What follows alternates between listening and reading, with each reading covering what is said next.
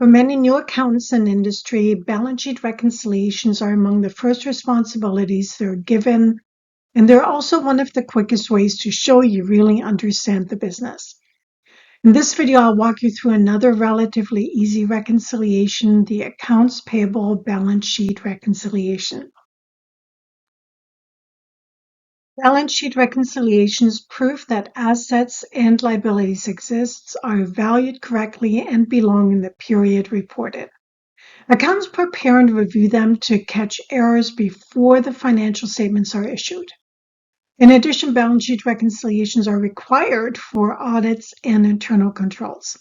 Publicly traded companies must have internal controls over financial reporting, and reconciliations are controls that prevent or detect material misstatements, fraud, and errors, and are a cornerstone of SOX compliance.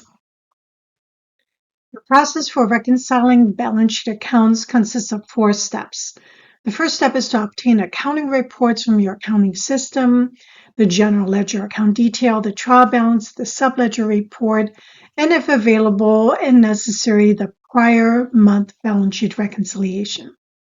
The second step is the process of reconciling the general ledger to the subledger, answering the question, why does this account have this balance at month end? You'd also research and resolve any variances if there are variances between the general ledger and the subledger. The third step is preparing the account reconciliation, which includes the cover page, the general ledger detail, and the subledger in your preferred spreadsheet program. And then in step 4, the preparer reviews and signs off on the reconciliations, marks it complete on the reconciliation tracker, and routes it for further sign-off if required. The first report we need for the AP balance sheet reconciliation is the general ledger detail report. Sometimes it's called a transaction detail report, and you should be able to get it from your company's accounting system. Here's a sample general ledger report which shows the balance at the beginning of the month of $37,452.49, activity for the month, and the ending balance of $39,364.78.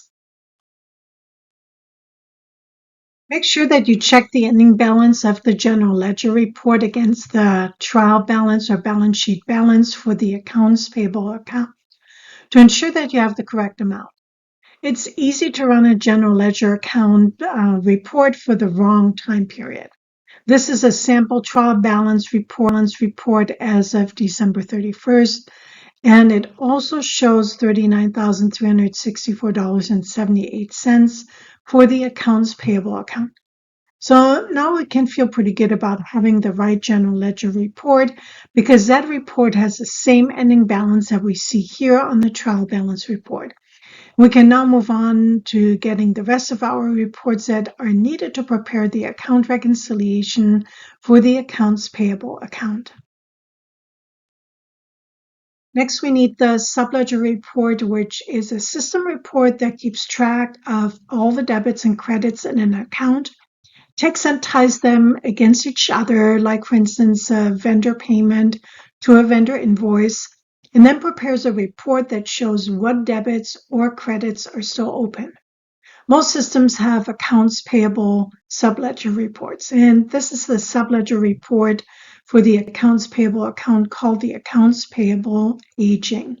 It's called an aging report because it lists all unpaid vendor invoices by age, meaning the number of days past the due date of the invoice. This AP aging report shows that a total of $39,364.78 is due to vendors and $24,496.95 are between 0 and 30 days past the due date of the invoice. An additional $14,867.83 is between 31 and 60 days past due. If your company pays vendor invoices timely, you'd probably want to research why these accounts are past due. It's also a good practice to add your research notes to the balance sheet reconciliation. That brings us to step 2 of the 4-step process, which is to reconcile the account. That means that you compare the ending balance from the GL detail report to the grand total of the AP aging subledger report. And in our example, the GL report shows an ending balance of $39,364.78 as of December 31st.